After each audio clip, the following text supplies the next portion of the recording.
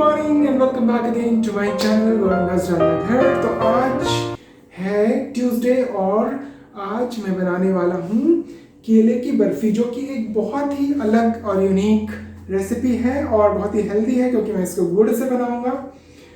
तो आप इसको ज़रूर ट्राई कीजिएगा। मैं स्टेप बाय स्टेप प्रोसेस बताऊंगा बहुत ही शॉर्टकट वे में, और आप इसको ज़रूर ट्राई करें। और thanks for viewing my videos, और काफ़ी सब्सक्रिप्शंस बढ़े हैं अभी, और मैं चाहता हूं कि आप और लाइक करें, कमेंट्स करें, शेयर करें, सब्सक्राइब करें।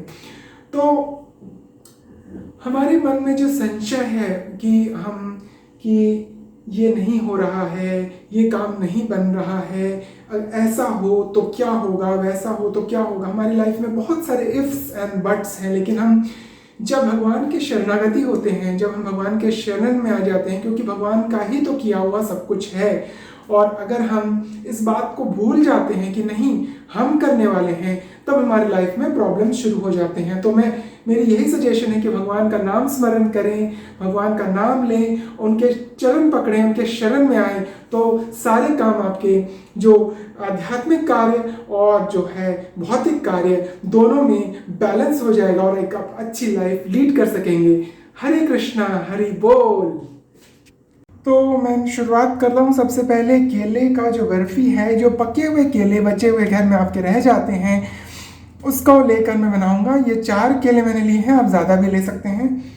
यहाँ मैंने 1 कटोरी आटा लिया है, और आप मैदा भी ले सकते हैं। मुझे हेल्दी ऑप्शन पसंद है तो मैं आटा से बनाऊंगा।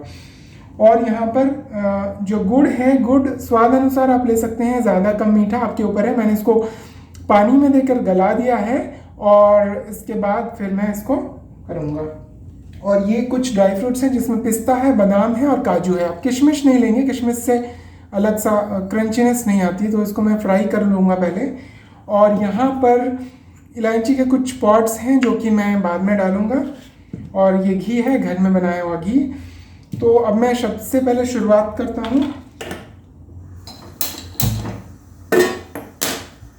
तो इसमें मैं देसी घी थोड़ा सा डालूंगा, ताकि ये जितने भी ड्राई फ्रूट्स हैं ना, उसको पहले क्रंचीनेस बढ़ानी पड़ेगी उसकी, तो उसको थोड़ा सा फ्राई कर लेता हूँ मैं। तो मैं यही कह रहा था कि हमारी जो भगवान के प्रति जो प्रेम है, उसी में कमी है, तभी हमारी लाइफ में इतने सारे प्रॉब्लम्स हैं। आज जो कोरोना का जो प्रॉब्लम है, वो सिर्फ और सिर्फ भगवान के पथ पे नहीं चलने के कारण ही हो सकता है।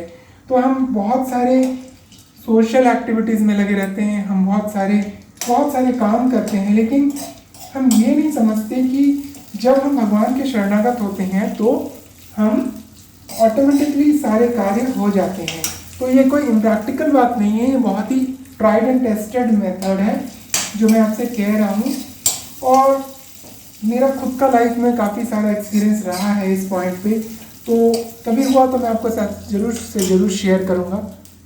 तो ये अभी फ्राई हो चुका है, और ये क्रंचीनेस इसकी बढ़ जाएगी इसको अगर फ्राई करते हैं तो। और इसके बाद फिर मैं बाकी का प्रोसेस फिर आगे आपको शो करता हूँ।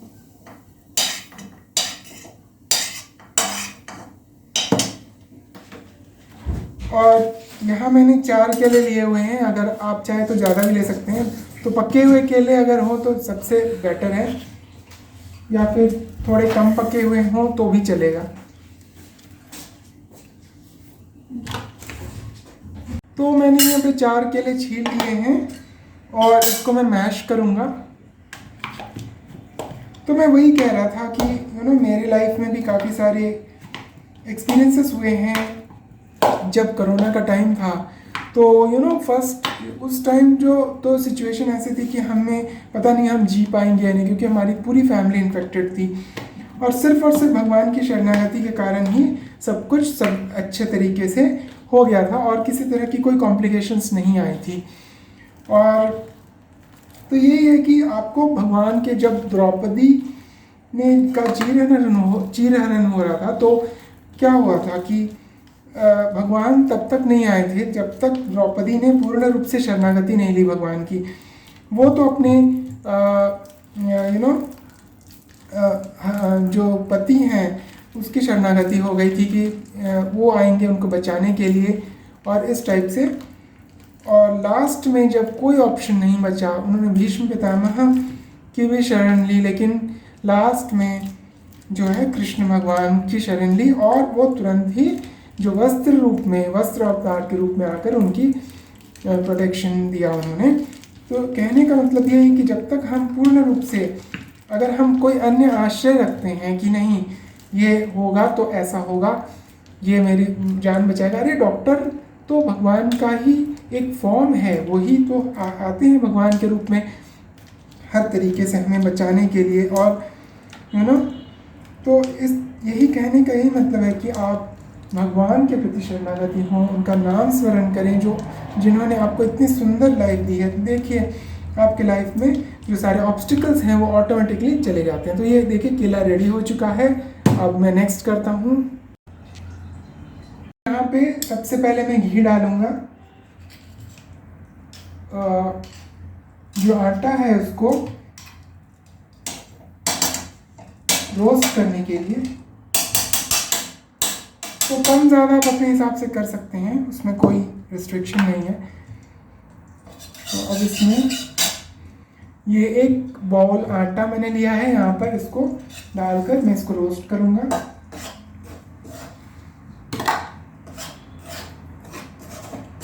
अच्छी तरह से धीमी आंच में रोस्ट कीजिए ताकि जो इसके फ्लेवर हैं उसको बाहर आ जाए और इसका सौंधापन अच्छे से निखर कर आए। नहीं तो फिर अगर आप नहीं डालोगे ज़्यादा इसमें घी तो कच्चापन रह जाएगा। तो घी थोड़ा सा डलता है, अदरवाइज इट्स वेरी हेल्दी।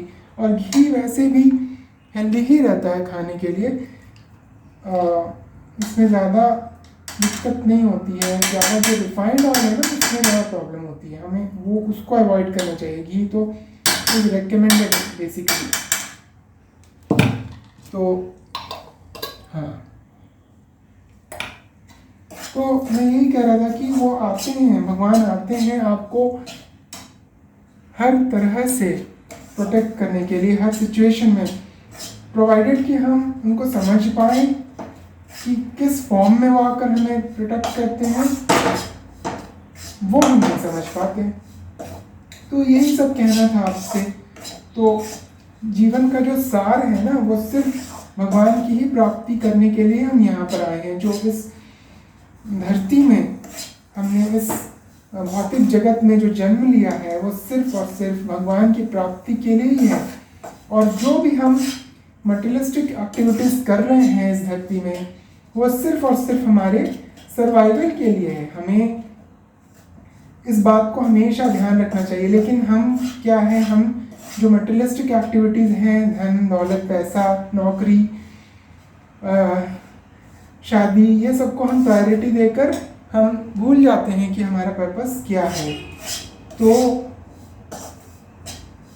आप सभी से ये रिक्वेस्ट है कि आप किसी भी फॉर्म में, भोग के फॉर्म में, नाम के फॉर्म में, किसी भी फॉर्म में आप भगवान को याद कीजिए, उनका स्मरण कीजिए।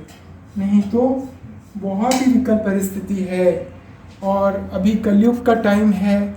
और इसके बाद ना तो हमें भक्ति का पथ मिलने वाला है नेक्स्ट युग में, और बाई चांस अगर हम जन्म लेते हैं तो भक्ति के मार्ग पर चलिए। चैतन्य महाप्रभु ने जो हमें मार्ग दिखाया है प्रेम का जो वितरण उन्होंने किया है उसको हमें समेट लेना चाहिए, और इसी सरल मार्ग से ही हमें भगवान की प्राप्ति करनी चाहिए। क्योंकि देखिए कलयुग, इसके जो बाकी सारे युग थे उसमें डिफरेंट फॉर्म्स और वेज उन्होंने बनाए थे। किसी में योग, किसी में साधन, किसी में ध्यान। लेकिन जो कलयुग का मार्ग है वो सिर्फ और सिर्फ भक्ति का मार्ग है, नाम का मार्ग है। तो आप ज़रूर से ज़रूर नाम स्मरण कीजिए। शायद आपको ये बात बहुत ही बकवास लग रही होगी कि मैं बार बार यही कह रहा हूँ, क्योंकि मेरा जो पर्पस है ना लोगों को एक्टिवेट करने का यही है। आज शायद यह भगवान का इंस्पिरेशन समझ लीजिए, या भगवान ही मेरे से कहला रहे हैं कि भाई लोगों को बताओ। क्योंकि मोटिवेशनल स्पीकर्स तो कहीं मिलेंगे, लेकिन हृदय की बात आपसे कहता हूँ भगवान के नाम में ही सब कुछ है, सब सार उन्हीं में ही छुपा हुआ है ना। थोड़ा सा एक्चुअली इसमें फूड कलर डालते हैं, लेकिन मैं फूड कलर यूज़ नहीं कर रहा हूँ। तो गुड़ का जो पानी है मैं उसी में ही थोड़ा सा केसर मिला देता हूँ ताकि कलर जो है प्रॉपर आ जाए। तो इसमें मैं डाल के थोड़ी देर छोड़ देता हूँ ताकि इसमें कलर अच्छे से ब्लेंड हो जाए। और फिर अब देखना है कि ये आटा जलना ना पाए, अगर जल गया तो फिर फ्लेवर इसके खराब हो जाते हैं। तो ये पूरा इसमें रोस्ट हो चुका है, इसमें से खुशबू बाहर आने लगी है। और जो गुड़ मैंने गला कर रखा हुआ था इसको मैं इसमें डाल दूंगा।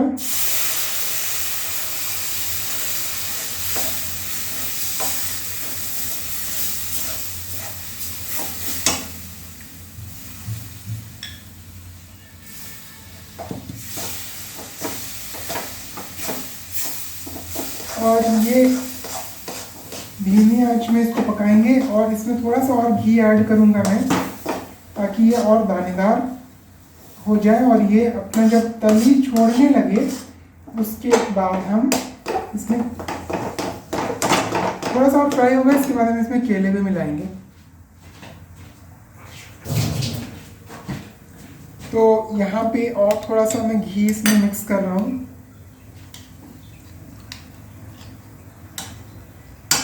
थोड़ा सा और घी मिलाएंगे इसमें।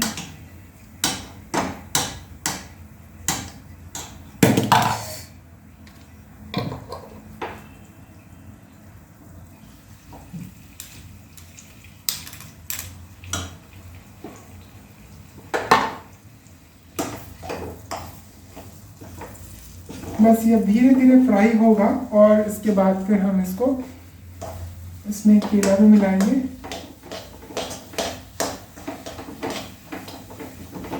आप चाहे तो चीनी भी मिला सकते हैं, कोई ऑप्शन नहीं है। तो मैं यही कह रहा था ना कि टाइम हमारे पास बहुत कम है। आप देखो कि कितने लोग चले गए कोरोना में, और कई लोग तो सिर्फ संसार को भोगते हुए ही उन्होंने शरीर छोड़ा। तो इसका क्या सार निकला बताओ आप जीवन का? भगवान का स्मरण नहीं किया आपने, सिर्फ भौतिक चीज़ों में ही लगे रहे। करते करते एक दिन ऐसा आया कि कब प्राण निकल गया आपको पता ही नहीं चला। तो ये केला मैं इसमें डाल रहा हूँ।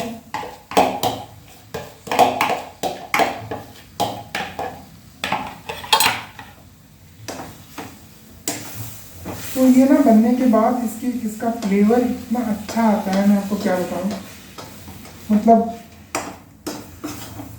लगेगा ही नहीं कि केले का है ये अभी बहुत पकेगा। ये अभी थोड़ा सा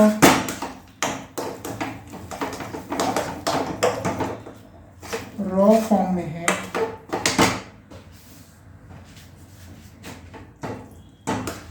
तो इस तरह से ये दिख रहा है। इसके बाद धीरे धीरे मैं इसको पकाऊंगा तो ये बनता जाएगा।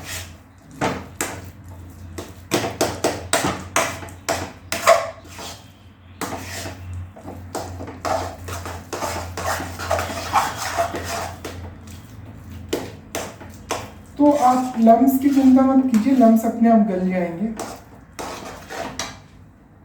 और इसमें से इलायची थोड़ा सा मैं डाल दूंगा इसमें ताकि फ्लेवर एनहांस हो जाए इसमें।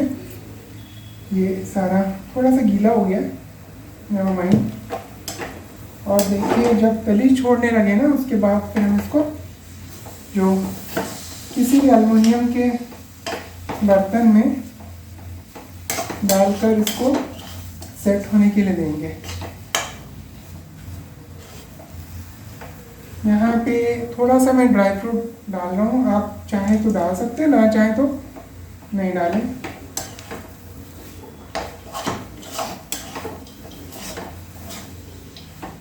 ये तब तक फ्राई करना है जब तक तली छोड़ने ना लगे। और इस तरह से हो गया है ये।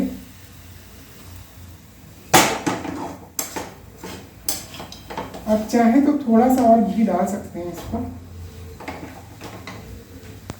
तो यहाँ पर ये जो है तली छोड़ने लगा है, ये पूरी तरह से हो गया है। आटा और केले का जो इस तरह से हो जाना चाहिए स्पॉन्जीनेस, और ये बिल्कुल हाथ में इस तरह से आ जाए ताकि ये तली छोड़ने लगे। और ये मैंने ग्रीस कर लिया है और इसमें हमें जो आटे का और केले का मिक्सचर है उसको इसमें सेट होने के लिए दूंगा मैं।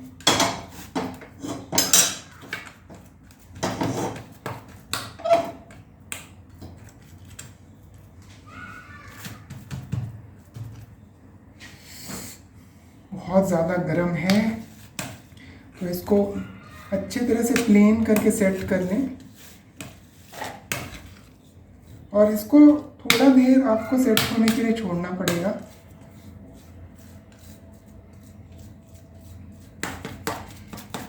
इसको ना अच्छी तरह से पहले एक वो कर लें, मिक्स कर लें ताकि बीच में कहीं गैप ना रहे।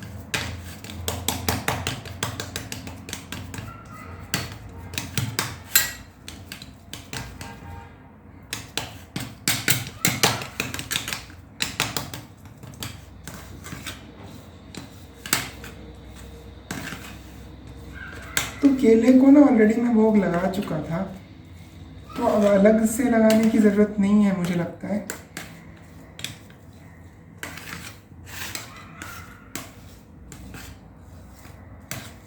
ये कलर भी कितना सुंदर आया है, एकदम ब्राउनिश, ऑर्गेनिक और हेल्दी। थोड़ा सा घी है इसमें बट देन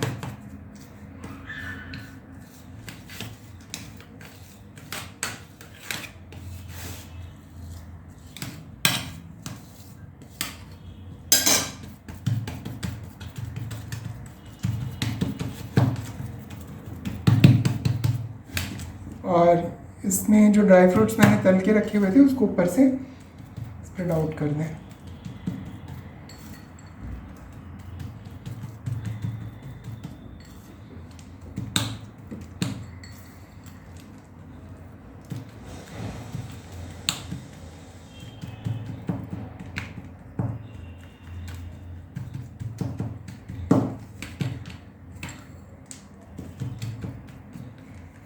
तो ये देखिए ये रेडी हो चुका है। अब इसको मैं सेट होने के लिए थोड़ी देर रख दूंगा और उसके बाद फिर को इसको बर्फ़ी के फॉर्म में काट के पीसेस करूँगा। और अगर आपको मेरे रेसिपी पसंद आई तो प्लीज़ मेरे चैनल को सब्सक्राइब करें, लाइक करें, कमेंट्स करें। और बिल्कुल चॉकलेट वाली लुक आई है, ब्राउन ब्राउन और ऊपर ड्राई फ्रूट्स।